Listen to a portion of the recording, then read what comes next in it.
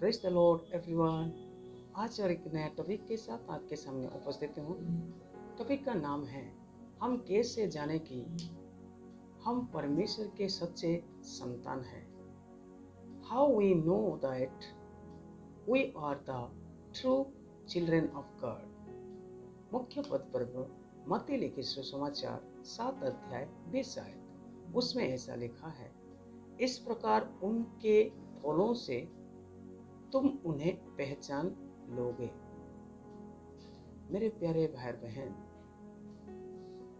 इस संसार में हर एक माता पिता अपने बाल बच्चों के द्वारा पहचाना जाते हैं और हर एक बाल बच्चे भी अपने माता पिता के द्वारा पहचाना जाते हैं और हर एक पेड़ अपने फलों के द्वारा पहचाना जाते हैं। कि ऐसा कोई नहीं कि आम के पेड़ में कटहल आ सकता है और कटहल के पेड़ में आम आ सकता है और आम के पेड़ में अंगूर आ सकता है। हर एक पेड़ में, आम का पेड़ में आम ही आता है, कटहल के पेड़ में कटहल ही आता है, अंगूर के पेड़ में अंगूर आता है और अपना अपना फलों के द्वारा हर एक पेड़ का पहचान है।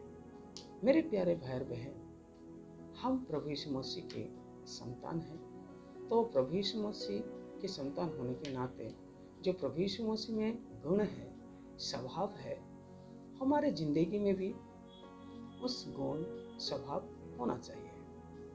प्रभु यीशु मसीह का ये भी चाहत है कि जैसा मैं धर्मी हूँ वैसा तुम भी धर्मी बनो, जैसा मैं पवित्र हूँ वैसा तुम भी पवित्र बनो।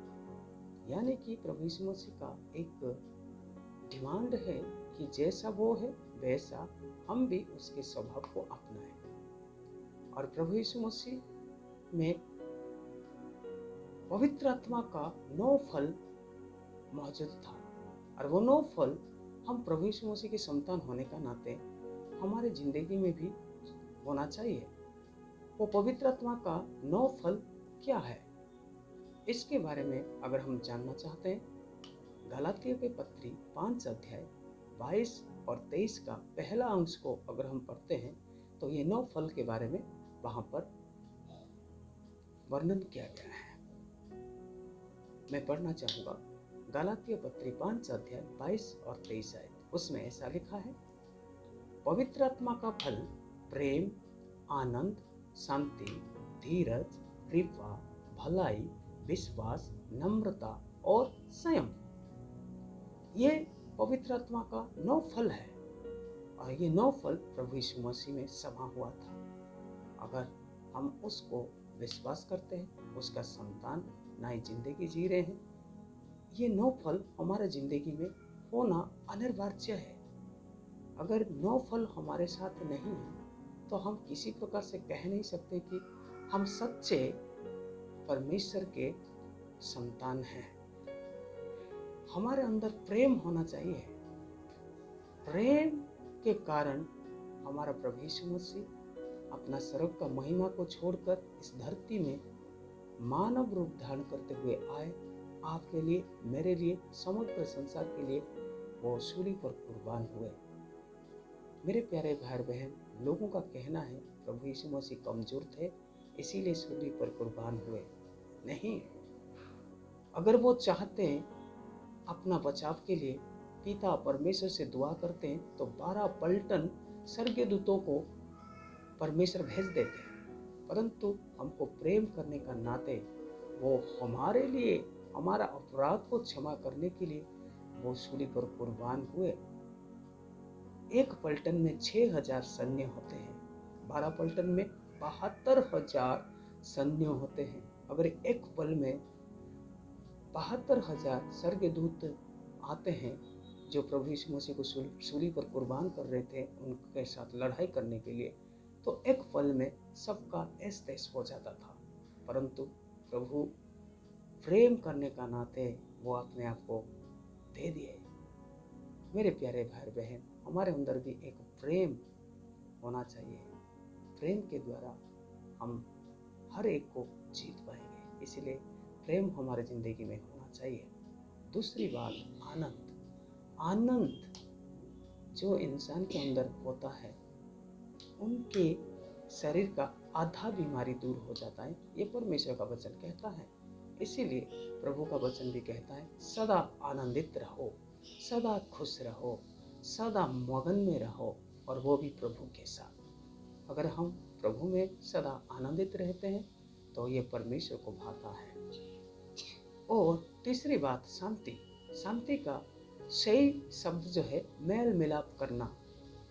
मेरे प्यारे भाई बहन, शांति स्थापन करना या मेल मिलाप करना ये एक परमेश्वर की ओर से दान है, क्योंकि परमेश्वर का वचन कहता है धन्य है वे जो मेल मिलाप कराते हैं, वे परमेश्वर के पुत्र पुत्रियां कहलाए जाएंगे।